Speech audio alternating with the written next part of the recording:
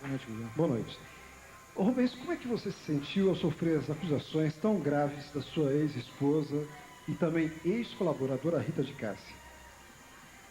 Durante 10 anos, eu trabalhei com o espírito do Dr. Fritz. Eu já devo ter atendido mais ou menos algo em torno de 1 milhão de pessoas. Devo ter feito algo em torno de 200 mil cirurgias.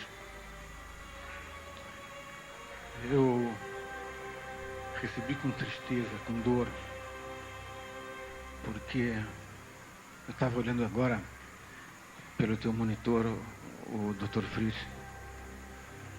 Eu sinto falta dele. Ele não está vindo mais? Não, ao contrário. Eu trabalhei 3 semanas antes do carnaval. Quinta-feira eu vim para São Paulo para trabalhar, mas a minha pressão ficou muito alta. Eu contraí muitas doenças, estomatite, pleurite, e fiquei muito doente e a minha pressão subiu muito, não pude trabalhar na quinta. Mas na sexta-feira o Dr. Fritz trabalhou e atendeu algo em torno de 400 pessoas, do mesmo jeito dele, da mesma maneira, com o mesmo carinho. Eu recebi as acusações com dor, mas eu acho que eu tenho que passar por isso. Eu acho que isso vai trazer alguma coisa, um alerta para minha vida. Ora, Rubens, um apartamento em Miami, outro no Rio de Janeiro, 2 Mercedes, uma BMW e um barco. O senhor realmente possui todos esses bens que ela afirma que o senhor adquiriu cobrando consultas? Deixa eu te falar, eu trabalho mais ou menos de 16 horas por dia até 30 horas seguidas com o Dr. Fritz. A minha função com o Dr. Fritz é cuidar da parte espiritual. Eu não cuido dessa parte material. Eu falei, inclusive, numa carta que eu enviei às autoridades, que todos os meus bens, as minhas contas, estavam abertas para que as pessoas pudessem, para que eles próprios pudessem tomar as medidas que forem necessárias.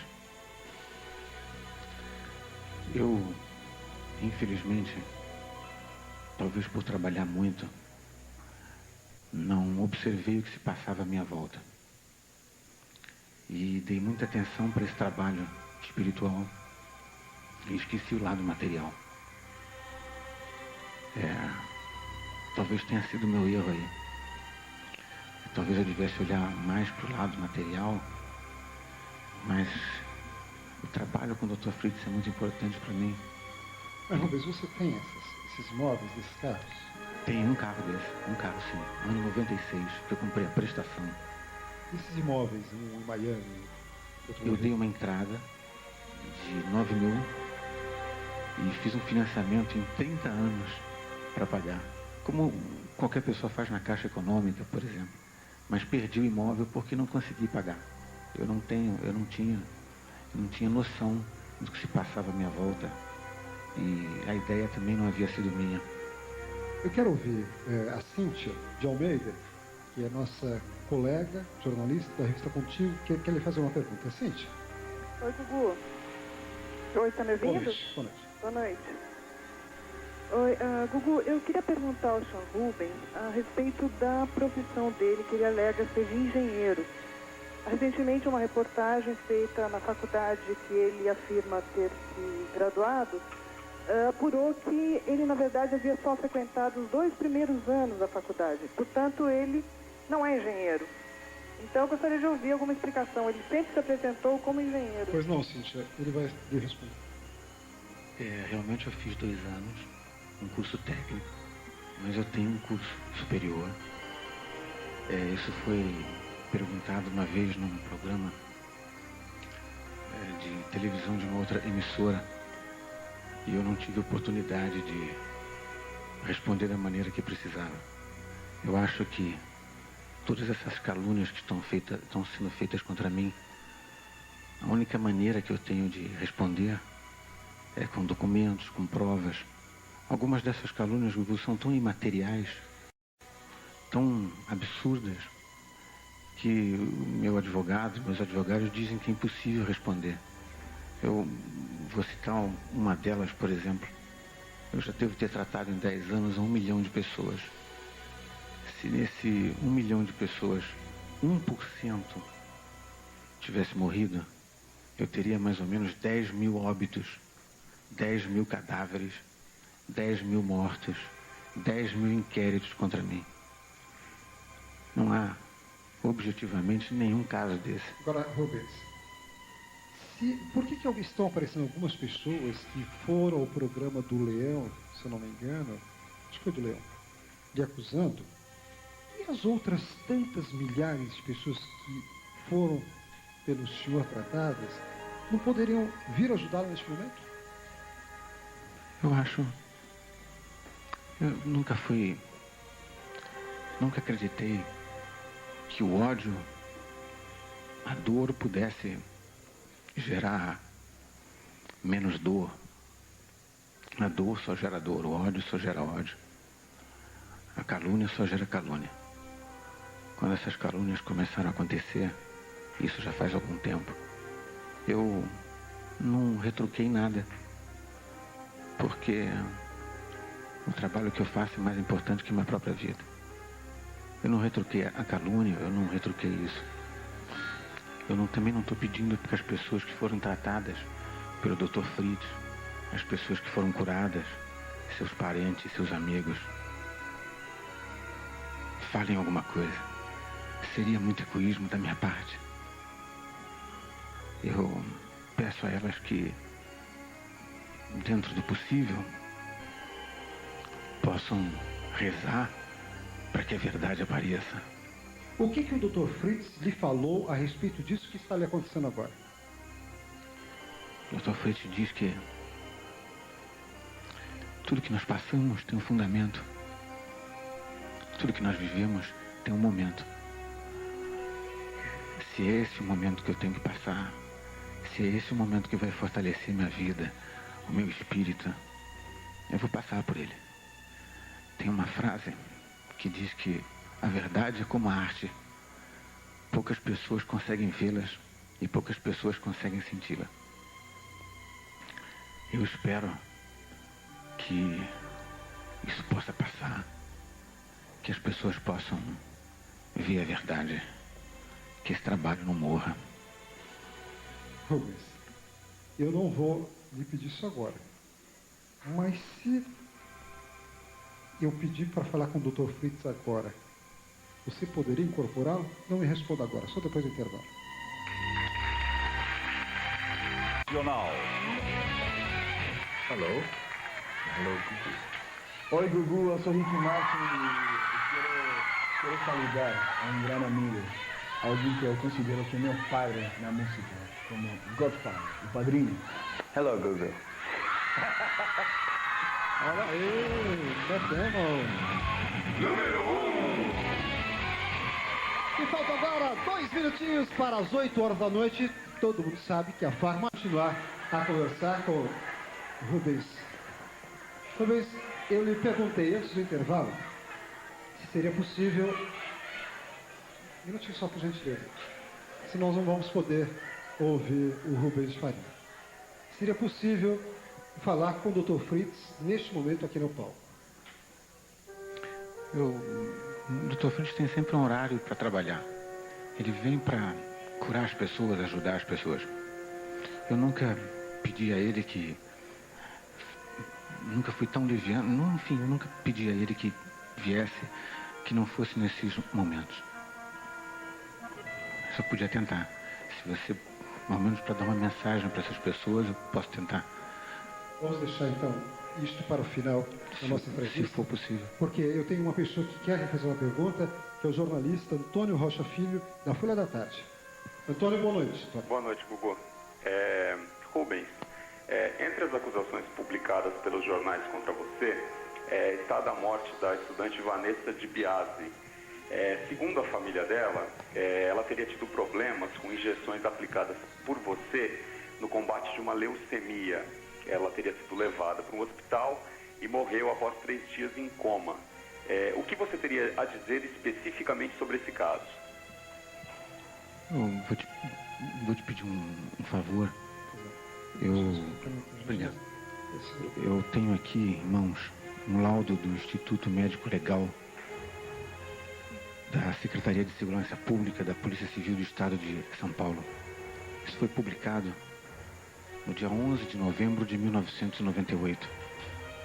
É um laudo assinado por 5 médicos legistas que comprovam que a menina não sofreu nenhum tipo de corte, incisão, injeção, não foi administrado nenhum tipo de droga no seu corpo.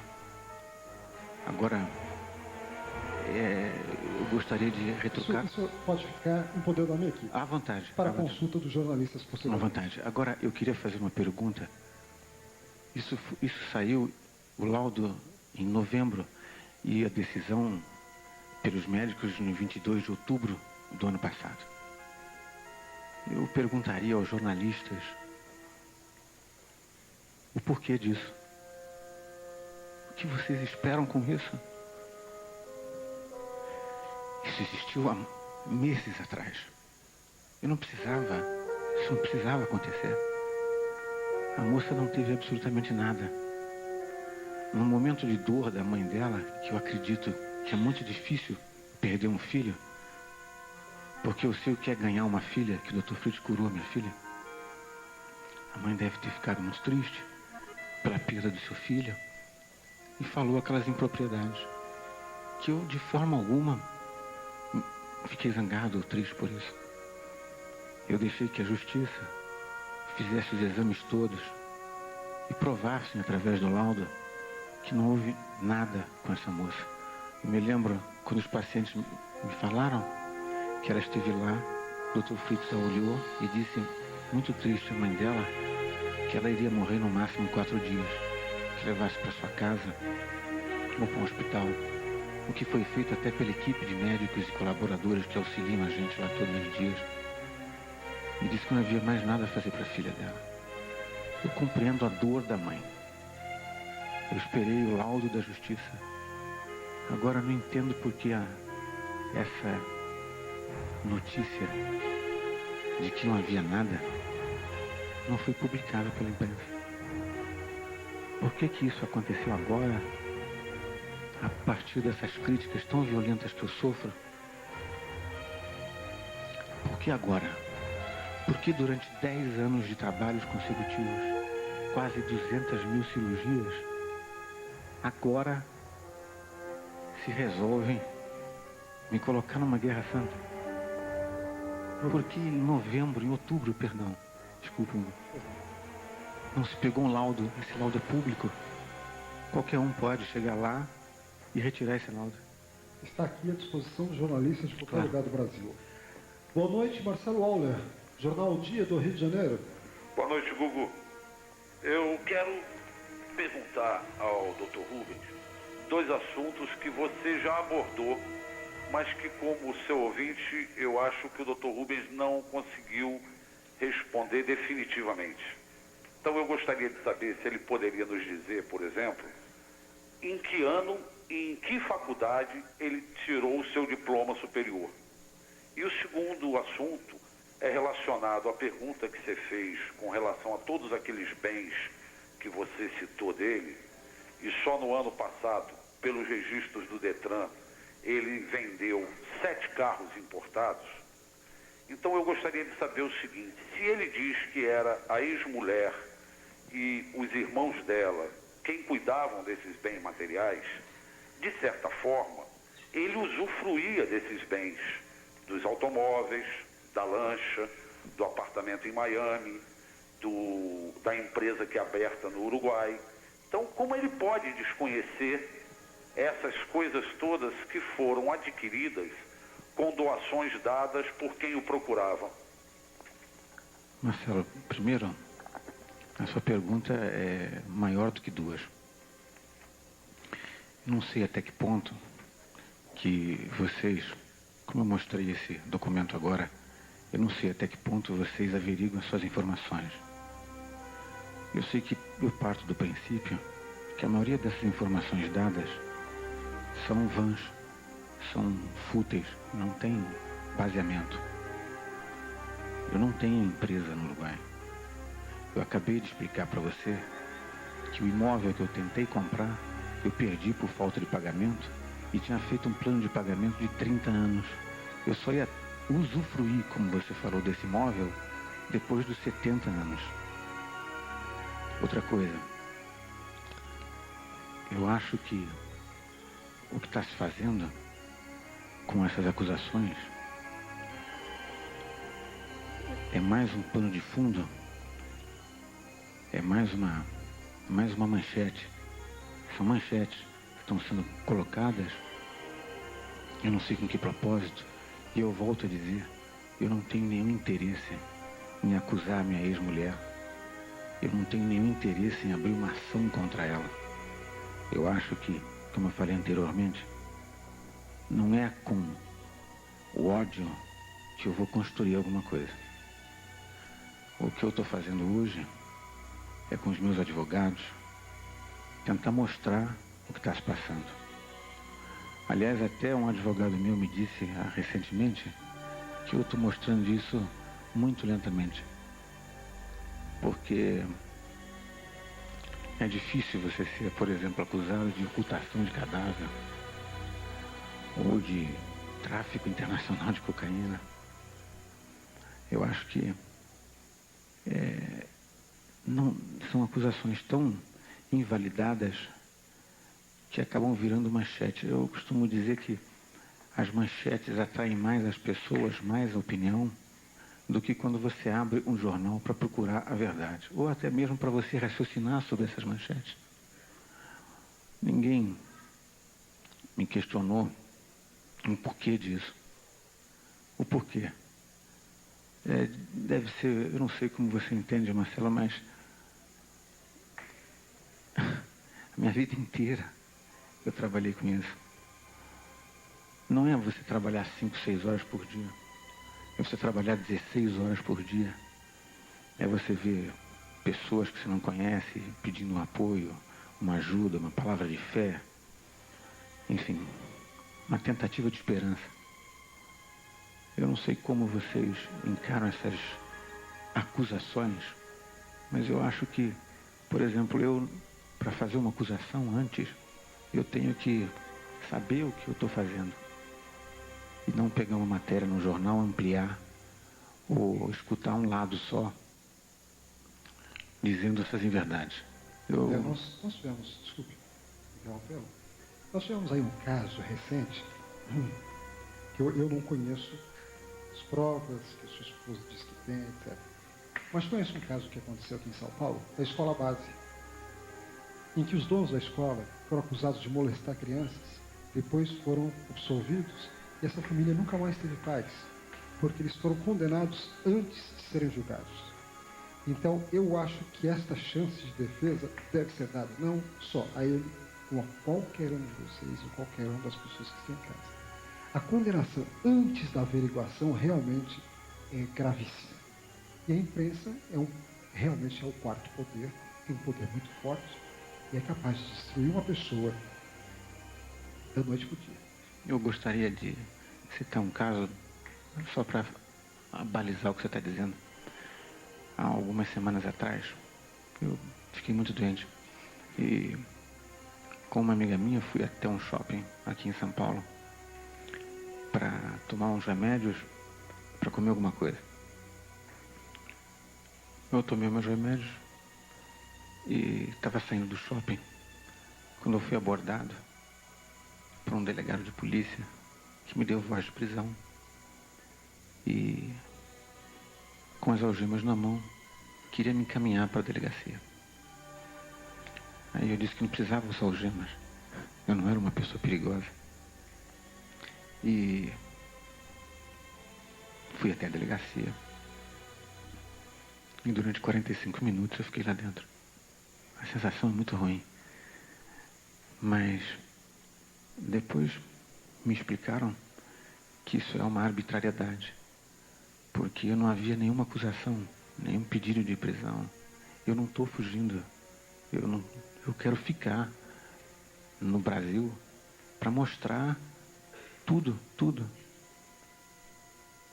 E durante 45 minutos eu fiquei lá dentro. E para piorar a situação, uma emissora de televisão apareceu lá para me filmar.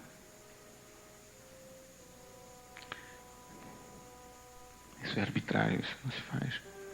As pessoas têm que ter um voto de confiança. Rubens, deixa eu conversar com Marcos Nogueira, do Jornal Notícias Populares, que também quer lhe fazer uma pergunta. Boa noite, Gugu. Boa noite, Marcos. Eu gostaria de saber do Rubens, ele tem problemas cardíacos, certo? E eu gostaria de saber por que ele recorreu para cuidar desse problema à medicina tradicional, em vez de tentar buscar uma solução espiritual para o problema. Marcos, eu já tenho a minha solução espiritual.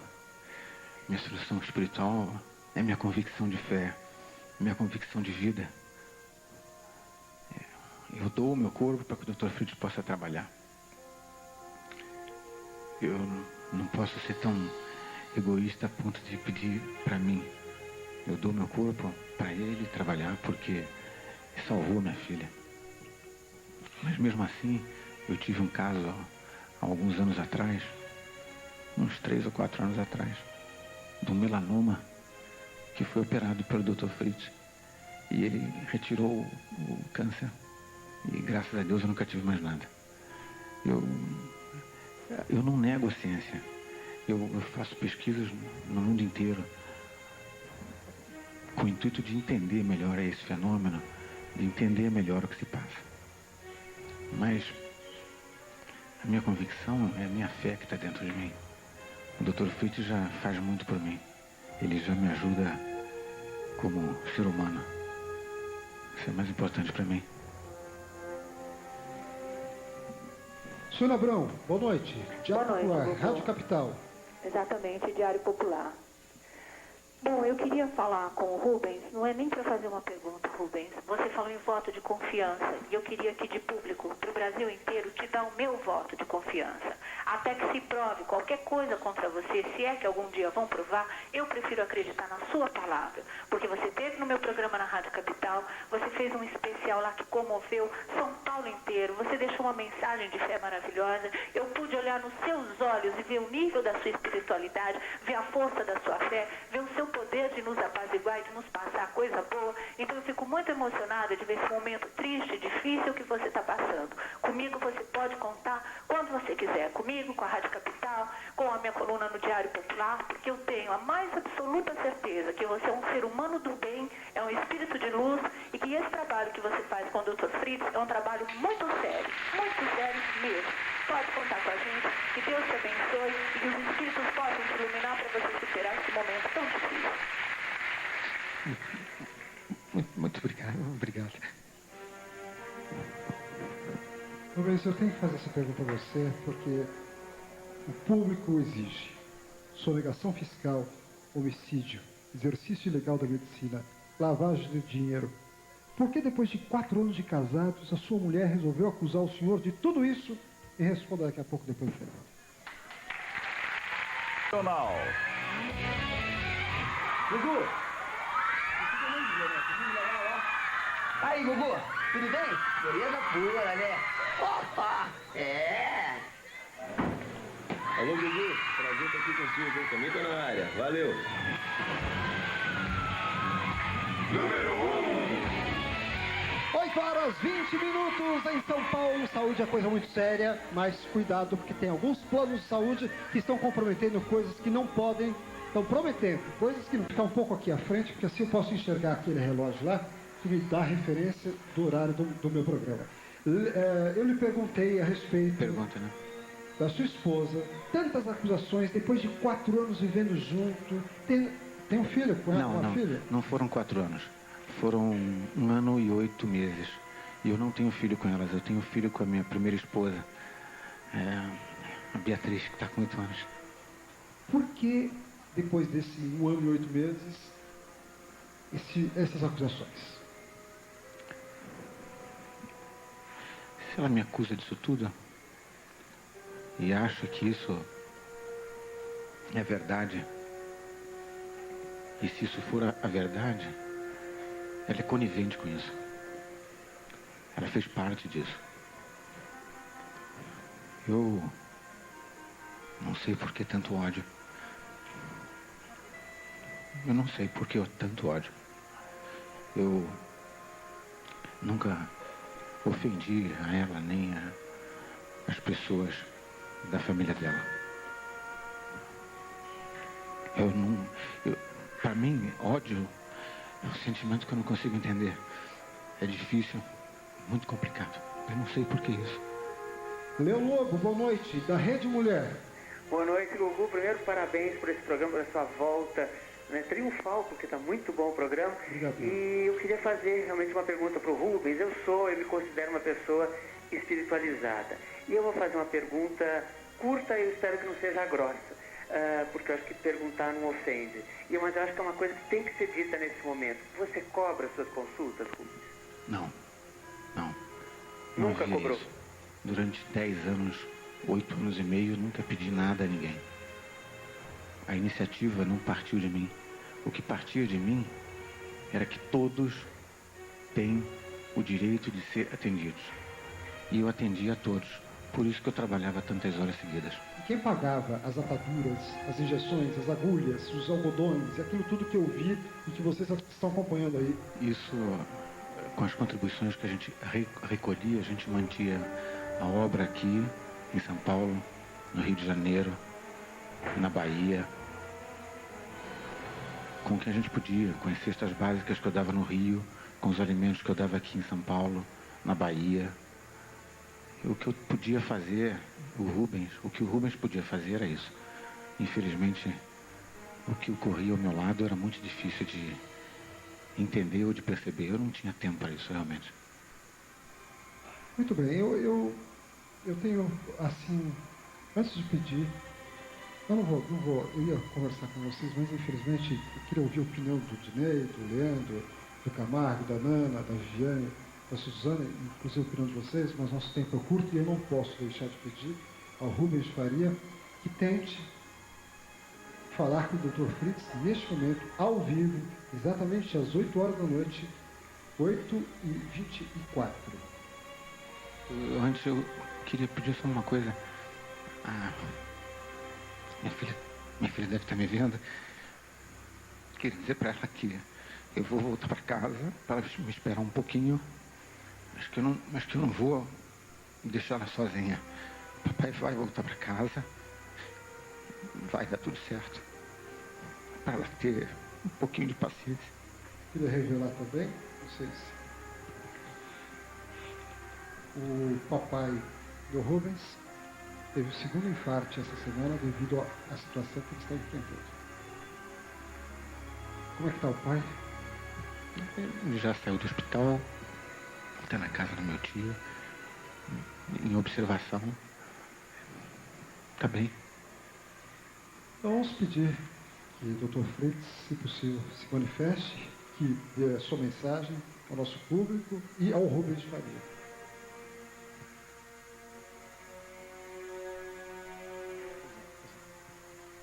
Ele pediu que ele vai fazer uma oração.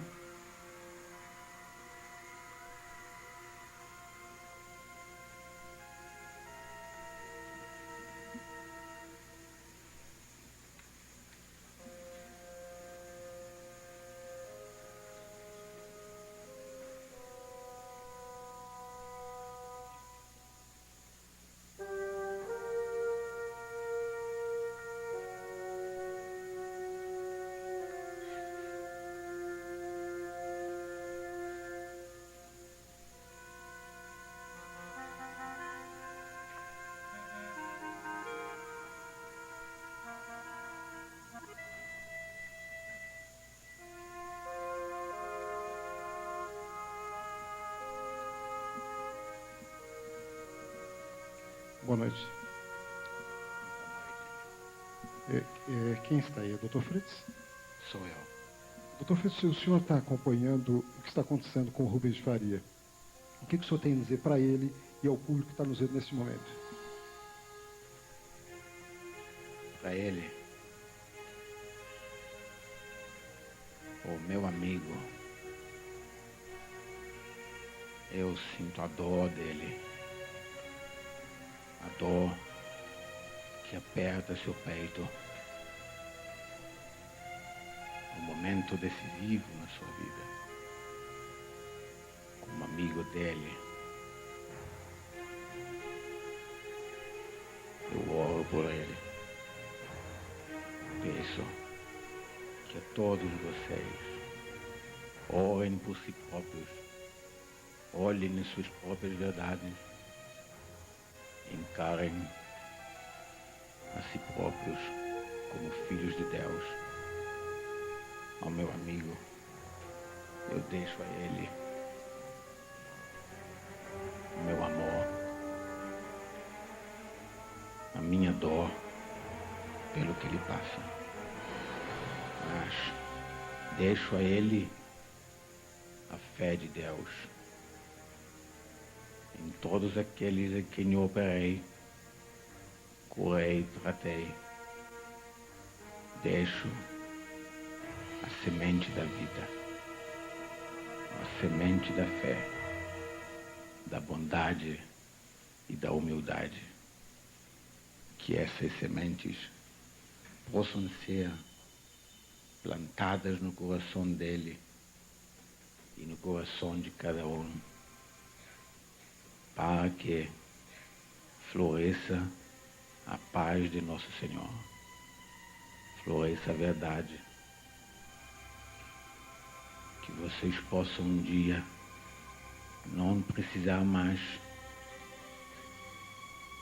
de mestres de nós, que vocês possam um dia serem os mestres de vocês próprios, que vocês possam olhar a si mesmos como a continuidade de seu irmão,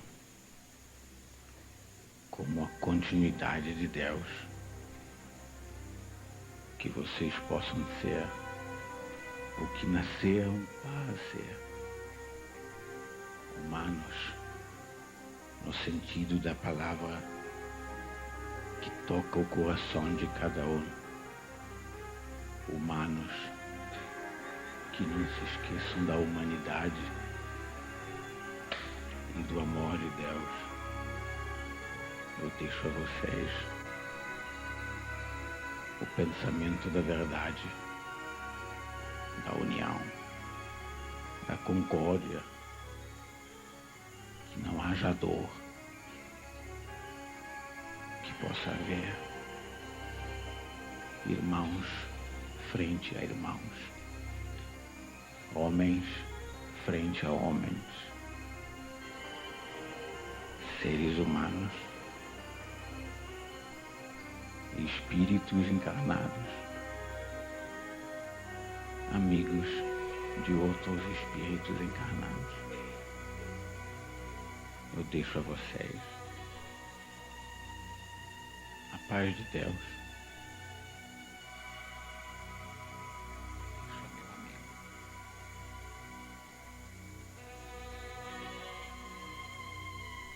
As minhas lágrimas. Deixo a ele. Não as suas lágrimas, mas as minhas, que elas possam escorrer pela sua face e cair em seu coração, que elas possam auxiliá-lo em sua vida, como auxiliou a todos nós. Que essas lágrimas possam ser a essência de Deus, que vocês possam compreender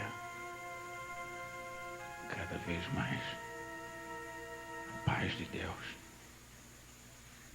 a bondade de Deus e a verdade de Deus. Obrigado, Dr. Fritz. Eu agradeço a você. Você sente agora em seu coração, em teus olhos e em tua alma. Eu que agradeço em meu nome, em nome da minha equipe, e agradeço também ao Rubens Farias por ter me trazido e por estar aqui conosco. Nós não temos mais tempo, né? Eu nem vou despedir de vocês, o programa acaba neste momento E a semana que vem nós voltamos com mais um Domingo Legal. Boa noite a todos. Continuem com o Silvio Santos na sequência da nossa programação.